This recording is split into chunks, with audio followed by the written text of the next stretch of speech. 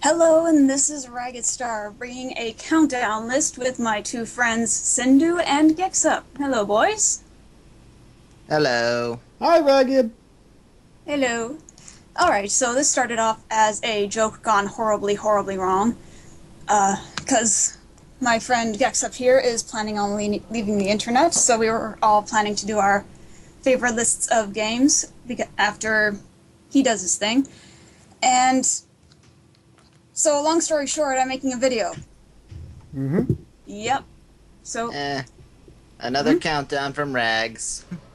well, I've only done like one or two. So, in Gexup's fashion, I'm going to be doing this as a top 12 as opposed to a top 10. So we can go and start at number 12, alright? All right. So, Number yep. 12.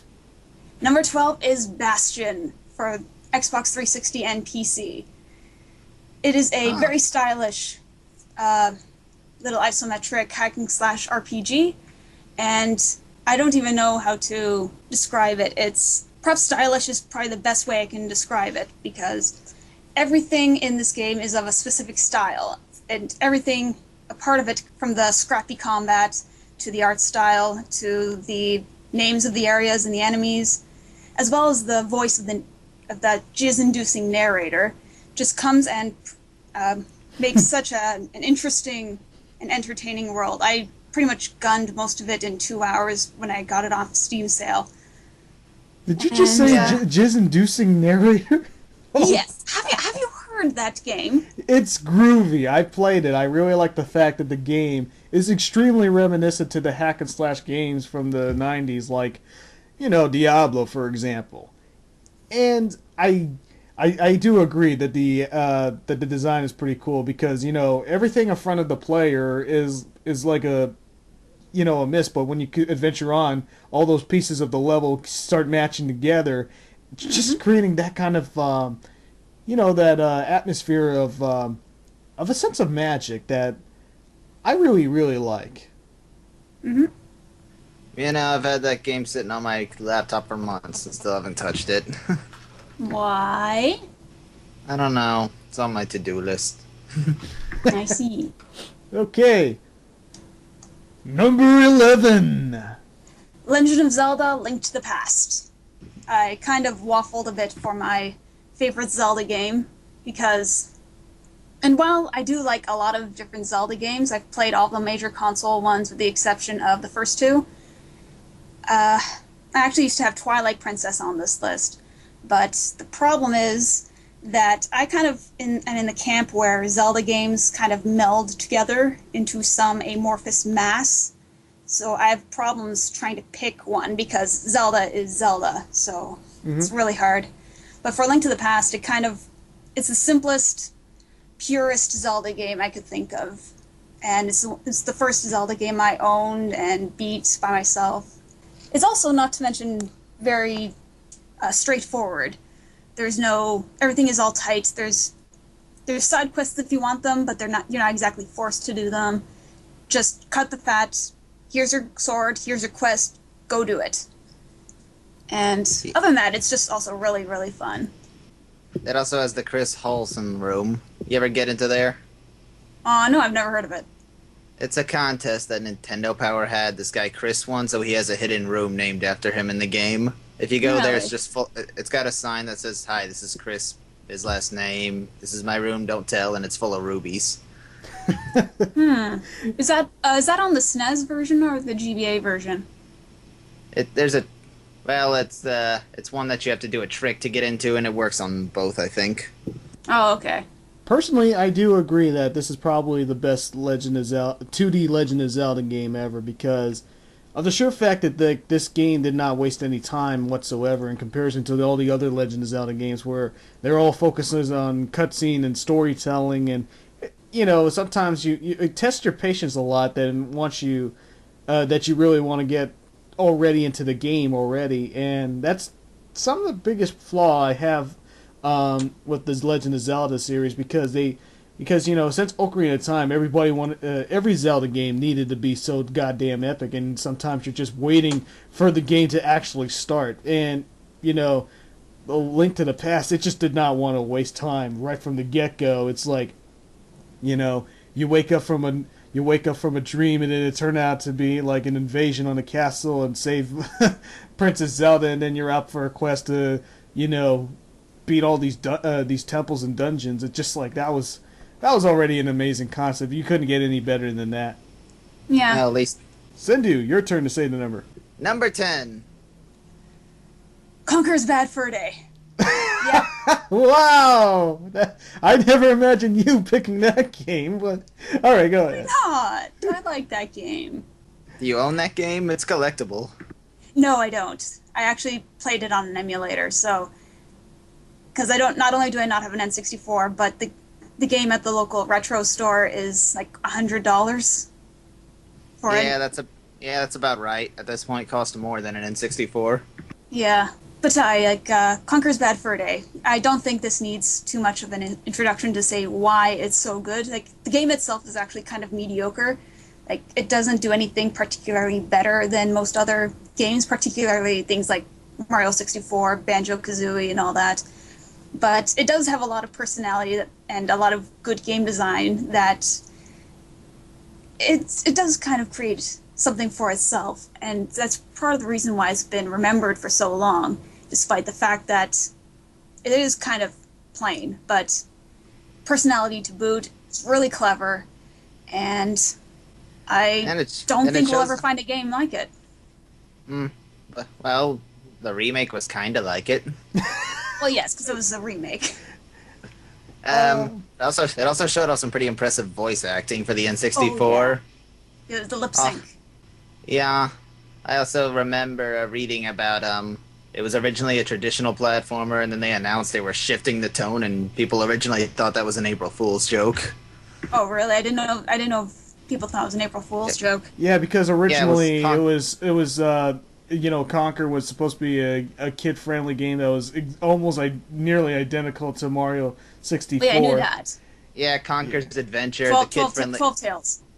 Yeah, the kid-friendly Conker is actually on Diddy Kong Racing, I think. If they actually went for that route, then Conker would be forever forgotten. But I just really like the fact that like it tried to stick out as its very own identity by giving us like an unusual parody that makes a lot more than plenty of movie references. And I also love the fact that like, you know, this game tried to be so goddamn mature that Rare, you know, was hiding it all the time, where all they do is just give out some inside jokes on their past games on the N64, and then finally they just said, "Fuck it, we got to make it so goddamn, you know, explicit at the point that we got to tell them that this is us." Basically, they were thinking, there's a dime a dozen of these kid-friendly ones. Let's go some other route. Did you see the commentary, the developer commentary for Conker's Bad Fur Day? Yes, I have. That's awesome. Dude, it's hilarious. Yeah, I know. I mean, I really think that it's definitely one of the funniest games ever created. It's just like you said, it's not exactly the gameplay. It's the other feature that was included in the game that just made it so lovable. Mm-hmm. I don't know. Some of the gameplay, like those dual machine gun part, looks pretty fun. Oh, that was so annoying. Okay, Cendoo. I'm not good at guns. All right, Cendoo. How about the next number? Number 9. Mm-hmm. I really wish I wasn't going to do recording to say this. Kingdom Hearts 2. Nicely done. All right, what do you like about the game so much? I'm so embarrassed to admit I like Kingdom Hearts, even though probably a lot of people already know that I like Kingdom Hearts, because it's cheesy, it's saccharine, and I'm so cynical, and it just makes me want to puke, but I wouldn't want it any other way. Like, sometimes you just need to cleanse the palate, and the concept itself is just so strange, and it's a wonder that it even worked. Not to mention that I do. I was gonna say, with a title like Kingdom Hearts, what do you expect? I don't know, it's Japanese. I don't understand the Japanese. They do their own thing.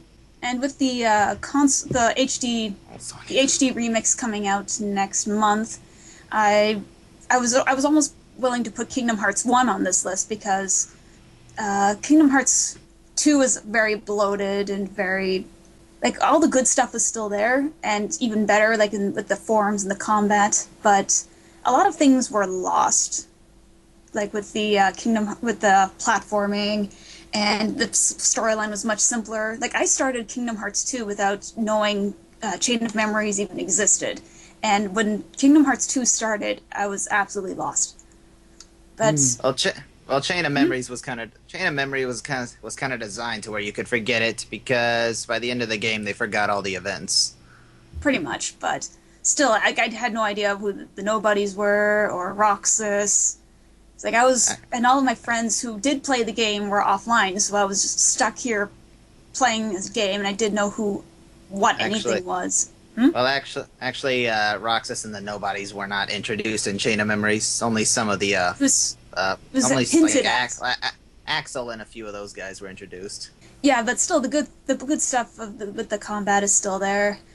I might even replace if the remix actually lives up to my expectations with fixing the camera and the unskippable cutscenes. Then I might even replace Kingdom Hearts 1 with this in this list. Yeah.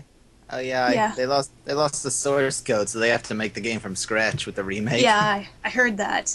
That would be interesting, since that's pretty much what happened with the Silent Hill 2 and 3 remaster. If they're making the game from scratch, they got no excuse not to look at the problems. Pretty much. Well, actually, the remix is an alternate version that we never got here in North America. All right. Not much to say. Like, most of what I like is just the concept. It's fun. It's cheeky, and it's not ashamed of anything. It just kind of does what it does. Yep. I mean, your main character has clown feet. What do you expect? Pretty much. Okay, let me say the next number. Number 8. Well, it comes to the surprise of pretty much no one. Spyro 2 Ripto's Rage. Nice. Uh-huh. Am I the only one who favors 3? Yes. Zookstar also favors for 3, but anyway. Yeah. When I was a kid, Spyro 2 was a very big part of my childhood. I used to play it a lot at a friend's house.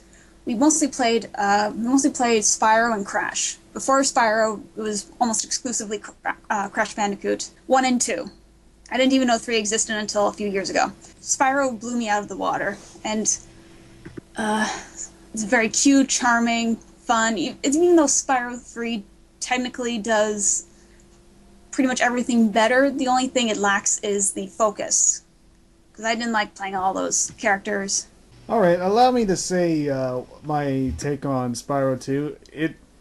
It is just like a massive, great sequel for Spyro. And, you know, I just really love the fact that, like, for the first time ever, we had underwater swimming mechanics that was actually really, really fun. Because I still stick to my opinion that this is the best swimming mechanics ever seen in a video game. I agree. Because, oh man, it's like, this is the only moment in my life where I play a video game and I'm like, okay, I am so in the mood to jump in a body of water, swim across the stream, and then jump out and start gliding and stuff. I love the power-ups from swimming, from the head bash, and oh man, what was that last one? The climbing on walls. Climbing. Okay, head bashing and climbing on walls, that don't make any sense. But the swimming, the swimming underwater aspect is hands down, you know, just probably one of the best power-ups in any video game. It's just like, you know, I still am amazed that how come there hasn't been another developer that managed to make swimming as fun as Spyro 2. I may never know.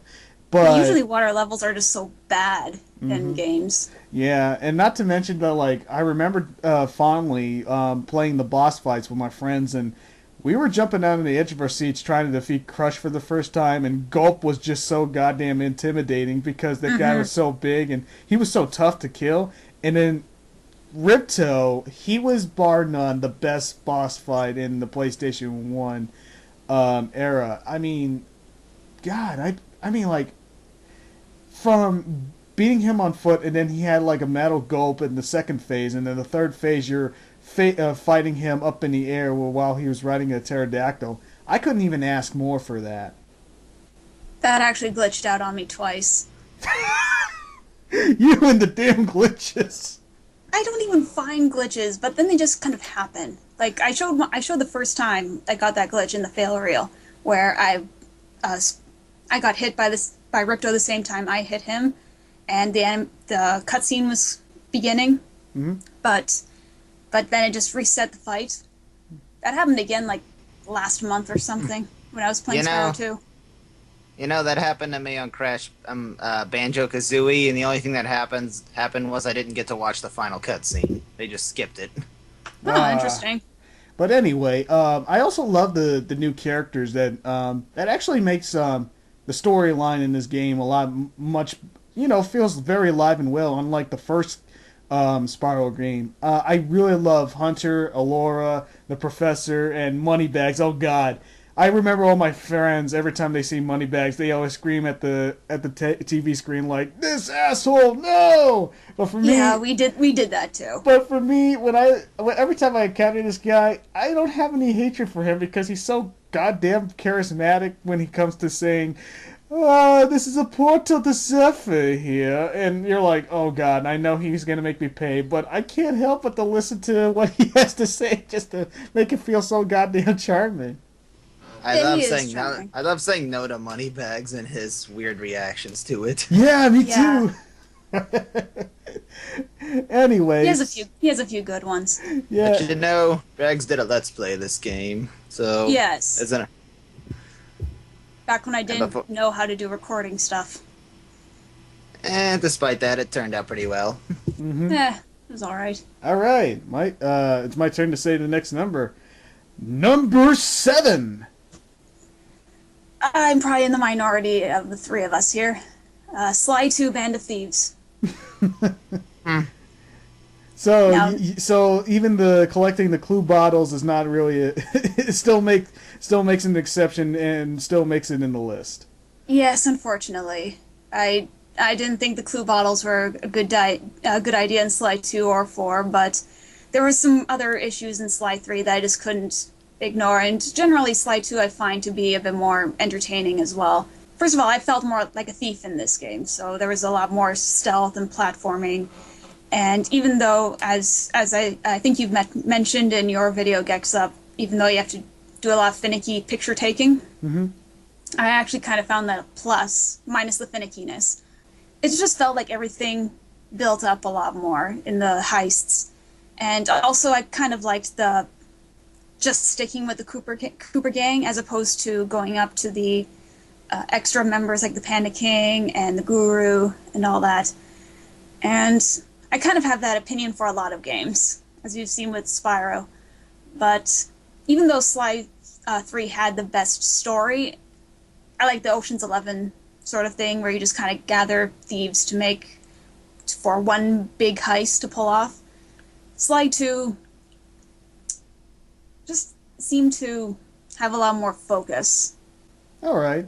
A lot of games make a jump to an open world thing, and they typically go well. I notice.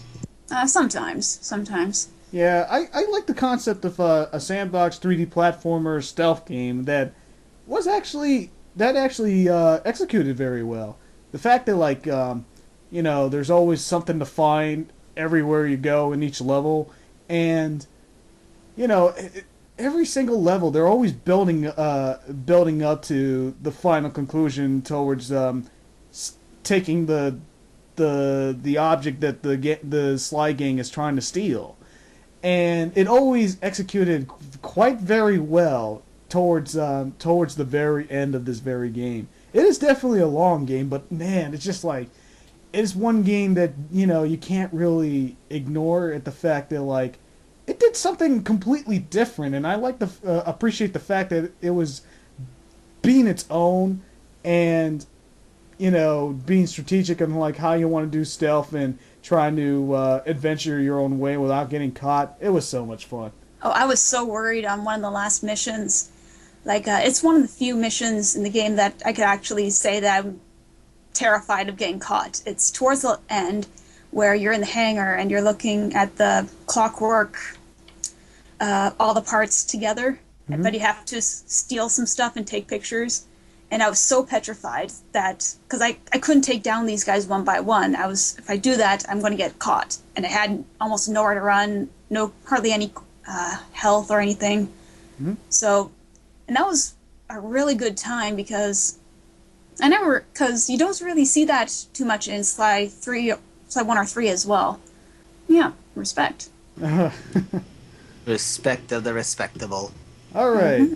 So I guess she has her say on this one. How about you, Cendoo? Say the next number. Number 6. Portal. Nice. Yep, gotta have Portal. 1 or 2? Oh, 1. Oh, yay. Finally, someone else agrees. Thank you. What, did you find a lot of people who prefer 2? My brother always yells at me about how much better 2 is. I can kind of see where people are coming from, but Portal 1, I think, was just... It's so tightly packed. There's not an ounce of fat on that game, and everything is in there that it should be.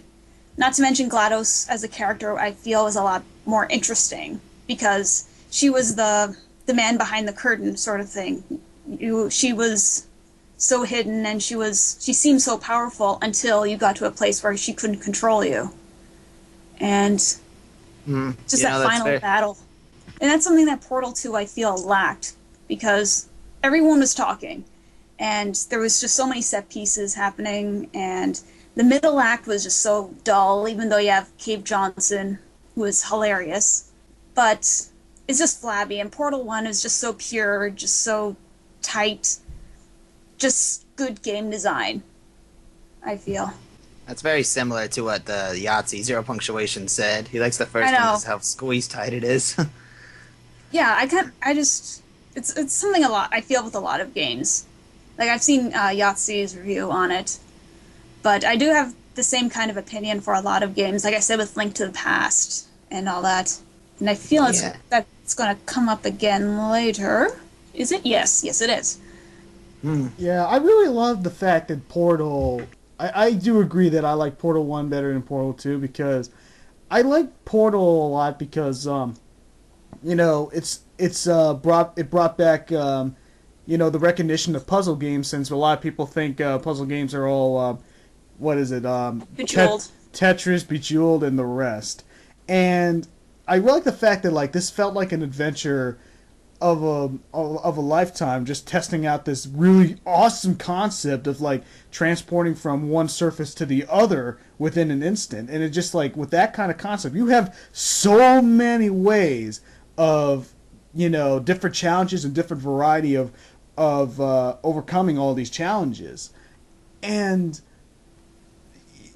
towards the very end, it's just it gave us a humongous surprise that still, a lot of people kept saying, doing that reference, the cake is a lie, until Portal 2 came out, that forever, that finally ended that undying reference that keeps popping out every time somebody mentions cake.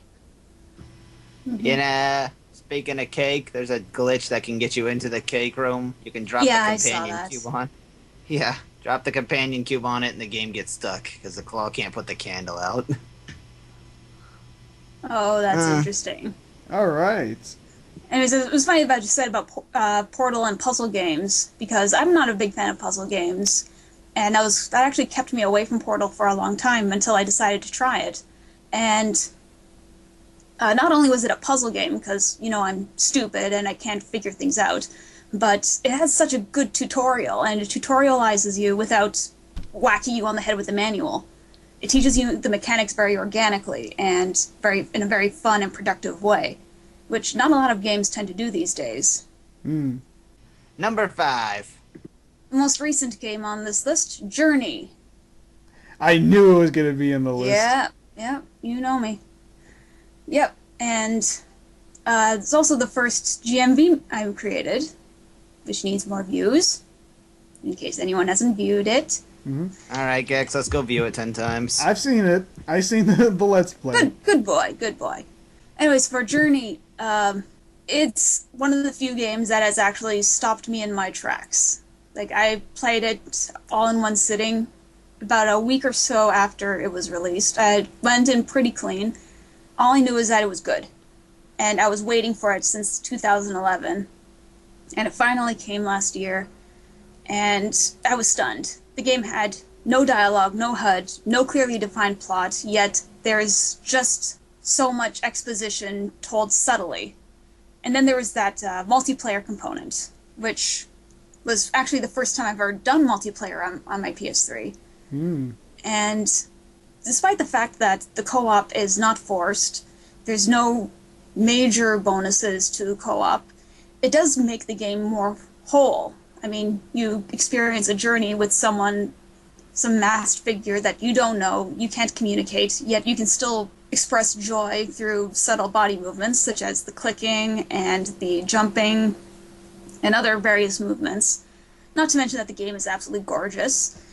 It was the biggest selling game on PSN. Critical acclaim for such an artsy kind of game, and also was the first video game soundtrack to be nominated for a Grammy. So, warm fuzzies all around. Nice. Yeah. It lost, though. It lost. Well, it is a video game sound. Not every day. How often do we ever had a video game soundtrack that was nominated for a Grammy? In a matter This was the first one. Yeah. First one. Yeah. And You then- just said that. Okay. In a matter of fact, I think that video game music is now so recognized that the Grammys really need to start doing their own, Grammy Award for best video game soundtrack. Just like how after so many animated series, the Academy Awards finally gave out their best animated series list, award. Yeah. I basically have nothing else to say than what you have already described, and everything that you've witnessed in that Let's Play. Just that was pure magic. Well, in the Let's Play, that's pretty much just Balco and I derping around. All right. Number 4. It's funny that you say the number, because it's Jack 2. Yes, I am that guy who did the hardest missions of Jack 2. Yeah. Two. Actually, I will read what I said about the game on the blog component of this list. The more I think about this game, the more I think I'm in an abusive relationship with it. Jack 2 is unforgiving, often cheap, rotten, dark, and unpleasant, made me scream on many occasions, and I cannot help but wonder if it somehow gained from my anguish. But despite all that, I can't help but defend it on all counts as one of my favorite games of all time. And if the franchise comes back to life and brings the same cruelty, I will welcome it and return and ask for more. Sounds like a good poem. Yeah. I It's my can love really, letter. I can really understand why a lot of people prefer, the Jack and Daxter sequels over the original Jack and Daxter, which was a completely different experience. Where that is a 3D platformer that has a Banjo-Kazooie style gameplay, and the other ones is purely a sandbox game. And yeah, it is fascinating to see that this game is set in a post-apocalyptic world. It finally became edgy and dark, and the mission variety, as hard as balls, at least they fit very well with this post-apocalyptic setting that all the characters are in parallel in. I was just gonna say, as much as I do prefer the first game's style of gameplay, I will admit it. It didn't really feel like there was enough to do in the first game, and there was a lot of side missions in the second one, which I enjoyed. Yeah, I do really like Precursor Legacy, and I do admit that Precursor Legacy has less flaws than Jack 2, and Jack 2 has a lot of flaws. In fact, as an idea for a video or a blog or something, I decided to write out all of the shortcomings and things I would improve on Jack 2 in order to make it even better, and it ended up being over 5 pages on Microsoft Word. Awesome. Yes, and it's one of the extremely rare occasions where a dark and gritty sequel of a very bright, happy, child-friendly game is done right. I feel that this game still has a lot of the old heart to it. It still also has the no visible loading times. It's goddamn gorgeous, and a lot of the things that made it good, as far as like comedy and platforming, is still there. So that's why I sort of lean towards Jack 2.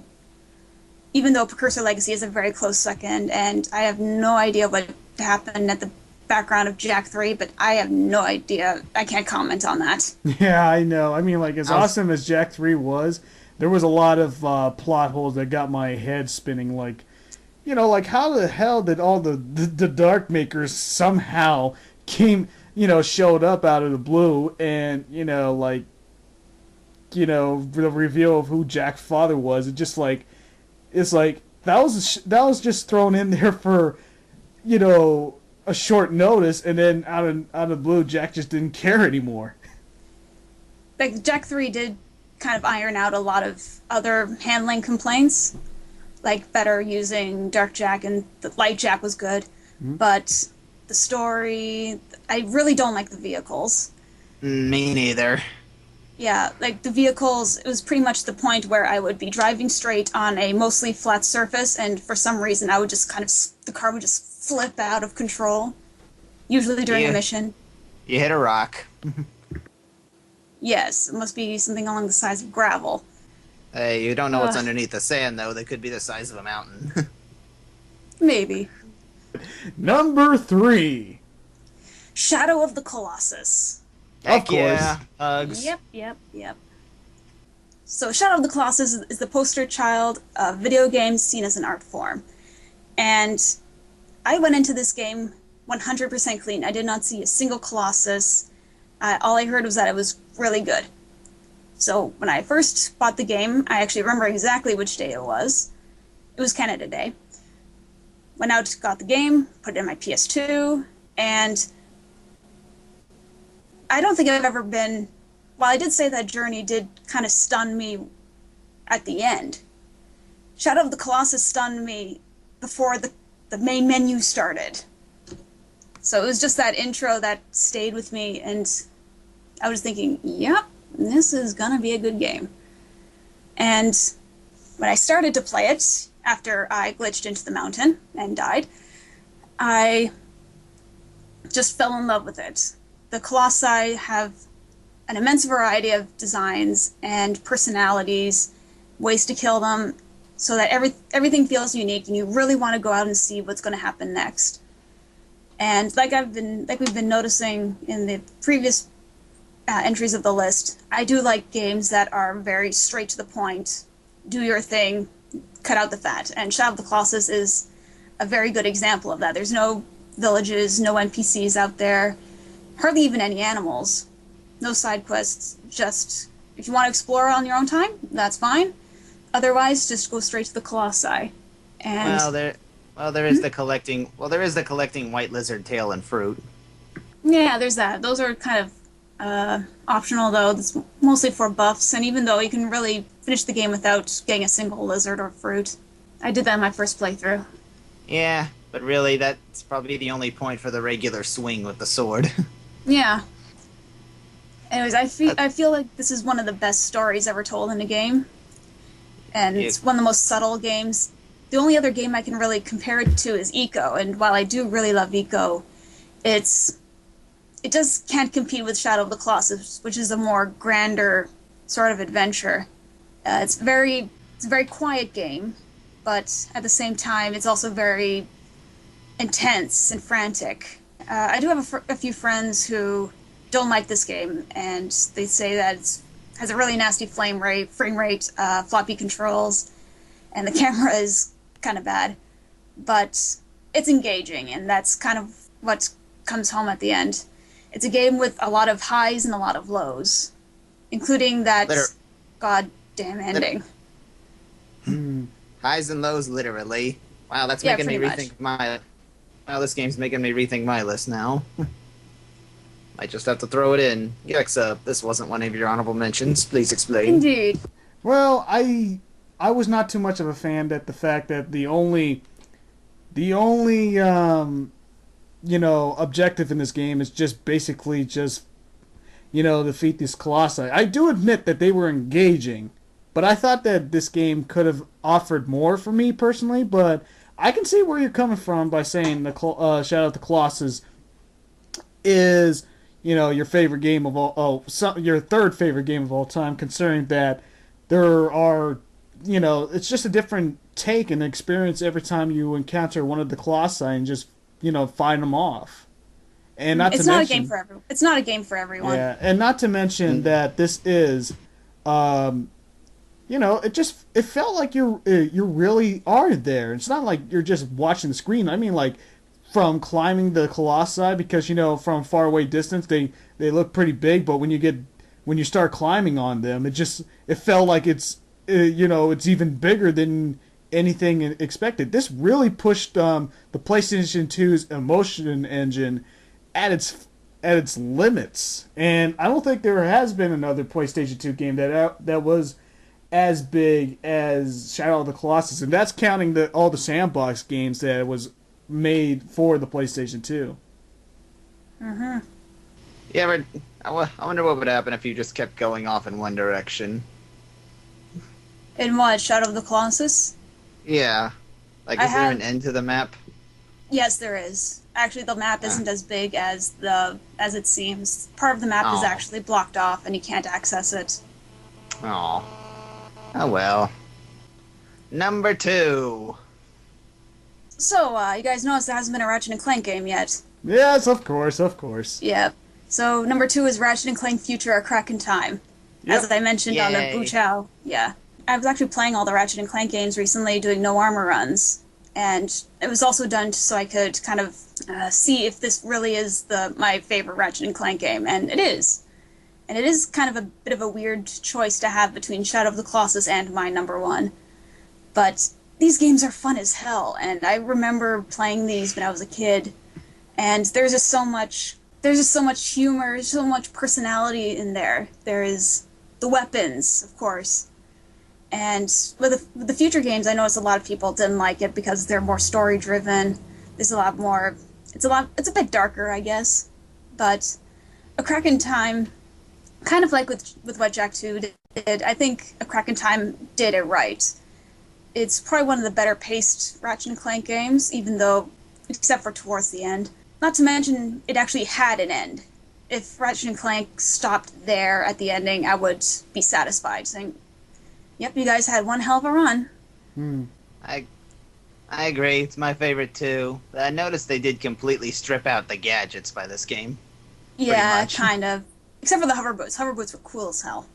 Oh yes, they were. Mm-hmm. I abused those nonstop when I got them. I love the platforming in this game. With the small moons, you get to just go exploring at your own pace, looking for Zoni. Yeah, or try some decent grinding. Or just a tow truck. Yeah, I guess you can do that too. A few NPCs say they need a tow somewhere. Yeah. Out of curiosity, were you one of those fans of A Crack in Time that was obsessed with collecting all the Zonies? Of course I did. Yeah. I think that was I platinumed this game. Yeah, this is like one of my biggest surprises ever as a hardcore fan of the Ratchet and Clank series. The fact that like they gave you the option to travel to any planet, and then they give you all sorts of platforming challenges in order to collect the Zonies. That was fun as hell. It's just it was just like there was no possibility that you could get better than that. I do admit that I'm a little disappointed that they don't have the gladiator fights wasn't as easy to go in as the previous Ratchet and Clank games were. But still, this has been probably the best story that has ever been told in a platformer since Psychonauts. And Psychonauts is probably slightly more on the story.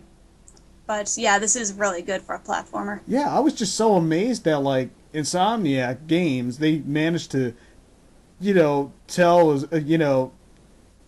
a story that had like an amazing conclusion to the end of the series. Of course, there are some nitpicks saying like, where the hell was Angela Cross if Ratchet and Azimuth were actually the last Lombaxes? I have a feeling that Insomniac just kind of forgot because they got a new writer. Their excuse was the tail, wasn't it? Yeah, sexual dimorphism. I don't. Is the word. I can't. Agree to that such a statement. Yeah. Well, what happened? It is. What happened to Starship Phoenix? What happened to a lot of the characters? Apparently, they return. A lot of them return in the comics. I think Sasha's there, Yeah. but I don't know. And apparently, Talwyn and Ratchet is canon, so I'm not quite pleased with that either. Aw. But Cannon's anyway, game. I really like that, Ratchet and Clank made it in number 2 in your list. All Yeah, I right. was kind of surprised. Yeah, all right. Now, Well, Cendoo, say the last number. oh really? Shouldn't Rag say the final one? All right, Alright, I if can you do want me that. to. All right. Yeah, it's more appropriate. So, number one. So, is there a game we're missing here? Yes, I know what it is. Yep, I know what it is. Oh, I love how like she's trying to make an anticipating, even though it's predictable. But It's go not. ahead, go ahead. To the surprise of a grand total of 0 people, number one is Okami. Who would have guessed? Yep. Okami. Actually, I guessed wrong, but go ahead. Oh, really? What did you guess? I don't want to talk about it. Come on. I don't know. I could have sworn I heard you say Beyond Good and Evil at one point. Oh no, it was Team McBee. I think that might Oh have been gosh. Okay, go ahead. I only Okami. played Beyond. I played Beyond Good and Evil like a few months ago. But anyways, Okami. So when I grew up, I did not have a PS2. And in 2006, I first heard about Okami. And at that time, I had lost contact with all friends who had a PS2. So I kind of saw Okami as a bit of my forbidden fruit. It was there, I couldn't reach it. Just the branch kept on lifting. But when I did finally get my PS2 in 2009, this was one of the first games I did buy, and was one of the first games I played and finished, and it was absolutely magical. And some people may call it a Zelda knockoff, while I think it is superior to Zelda in Yes, its it is. execution. Yep, it's the best damn Zelda game out there. The style is breathtaking. That's what originally brought me to it. Oh, wait, And- wait. Isn't the What? Zelda lore that Zelda games could be only be compared with other Zelda games? I'm not aware. That's just what that's the argument everyone makes. Well, bugger to them then. All Zelda fanboys, they all make that argument. No, you should only compare it with other Zelda games. If it ain't broke, don't fix it. Well, screw them then. This is better. Yeah, the style was breathtaking, and I love the celestial brush. This is something that came very late in the development period, yet you wouldn't be able to tell. It's just the way that the game uses the idea of using the brush to interact with the environment, not only as a weapon. And not only that, but it had a lot of length. Like my first original playthrough was 67 hours from start to finish. And it just brings so many emotions to me when I played it. It was full of... Yes? No. I'm sorry, I keep trying to cut you off. Quit cutting her off, Cendoo. Sorry. Shut I'm up, sorry. Cendoo. It works on various emotions, made me laugh, made me cry, especially towards that ending. Like, oh my god, that ending. And the soundtrack, goddamn. Not to mention, it's all, like Shadow of the Colossus. It was one of those games where I can just kind of derp around, do no progress, and just listen to the music and just watch Ami run across the fields and the coastline. Kind of like with Jak 2, I can figure out a lot of flaws to it. I can actually pick out more flaws with this game than I can with other games like Portal or Cursor Legacy or Link to the Past. But it's kind of what the game does despite the flaws, despite being piss easy and despite the cutscenes. Oh god, those cutscenes. 15-minute intro is part of the reason why I don't replay it any often. But, god damn, I can't... It is very understandable why you really love this game, because there is no other game quite like it. Because Except for Zelda. Okay, except for Zelda. But this game really took the formula from not exactly the formula, but the exact same art style from the Japanese lore that I'm very familiar with. And, Capcom, they managed to implement it very well with the painting mechanics, the design and the colors of the mountains and the landscapes and the characters and the objects. Everything in this game was so, you know, folklorish Japanese, and not to mention that the adventure and the experience, no way anybody could predict anything coming in front of your way, and that's what makes the game so compelling for its players. And Yeah. that's for a game where you just play as a wolf and then just go out in this very mysterious and magical world. It's just like, you can't really compare this game style to pretty much almost every other game that has ever existed and came and went.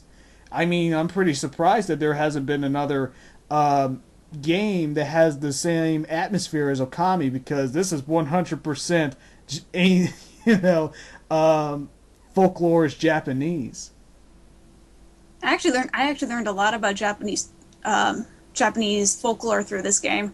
It's kind of almost like a Kingdom Hearts meets Japanese folklore sort of thing. Mm-hmm. It's like they drop a whole lot of small references that built to big references and break off to other myths and such. And yeah, I do feel like I've gained a lot from that game. Yeah, I also laugh at the fact that, like, in the forums on our site, you said, when Capcom released the Okami HD, you would still buy that regardless. I did, and I platinumed it. All right. I actually saw. I went to GameStop today, and they actually had a copy of Okami on the Wii, and I almost got it, but I didn't. Just so I can say I have it on all 3 platforms. Okay, Cendoo, any final thoughts? No, I'm good. All right. So, any final say on this? No, I think that's everything. All right, that was her top 12 favorite games of all time. Thank you, boys. You were very helpful. That's all I really wanted to say was Okami had a Beautiful Joe reference in it. That's what I remembered. It did. Well, Beautiful Joe was made by the same. It was also made by Clover, also made by Hideki Kamiya. There's actually an Okami reference in Bayonetta as well. A few of them, actually. Yay. References. All right, pretty solid list. All right. Thank you for helping me keep focused, boys. So, this is the end of the list, and I hope you enjoyed it. You can say your favorites in the comments. I will link up these 2 guys as well as the forums if anyone wants to check it out. This is Raggedstar with my 2 friends here. This is Cendoo of Light Studios. And Gexup of itstailtime.net. Oh, we're all of itstailtime.net. Signing off. Signing off.